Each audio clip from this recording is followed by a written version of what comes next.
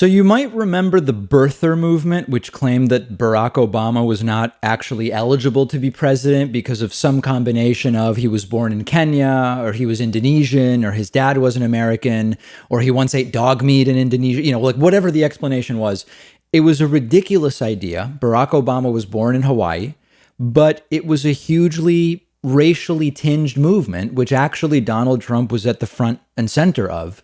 Trump was one of the loudest and most prominent birthers for a period of months, if not more than a year, talking about Barack Obama's birth certificate and the entire thing. Now, within mere hours of Kamala Harris becoming Joe Biden's running mate, the birthers are instantly back. It's almost like if you're not white, they question whether you're really an American. That seems to be the underlying theme here, subtly being put forward. Now, on the one hand, I don't want to give this too much oxygen, but I do want to lay it out generally for you. A guy named John Eastman tweeted, quote, "Is Kamala Harris eligible for the office of vice president? Here's my article published by Newsweek exploring the issues. Short answer, it depends."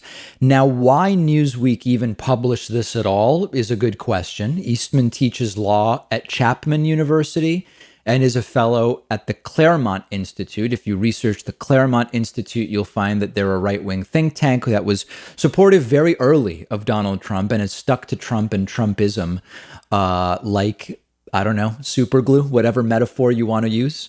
Now, of course, Kamala Harris was born in Oakland, California.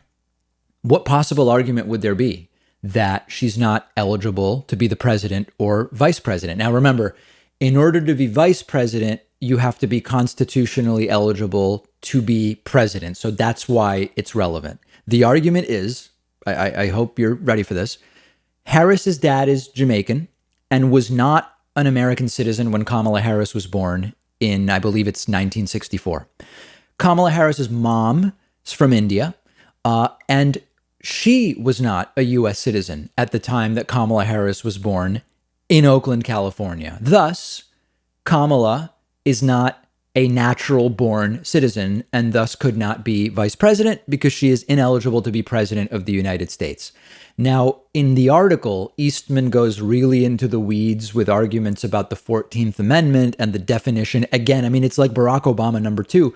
The arguments about what does it mean to be natural born. It's Obama birtherism redux. And by the way, they are only pushing it further by saying this isn't only the law today, it's about what the founders meant when they established how citizenship is conferred. And we can't just look at court decisions today, although they have some court decisions they claim suggest Kamala's not eligible. It's also about interpreting the desires of what the founders meant hundreds of years ago. Now, there is a lot more to this. There is actually a real law conversation that could be had, but in practice, it's only being applied to Barack Obama and now to Kamala Harris. In practice, this is the same racist birtherism that we saw with Barack Obama. And my instinct is, and I hope that this is the case, I don't think it's going to get a lot of pickup.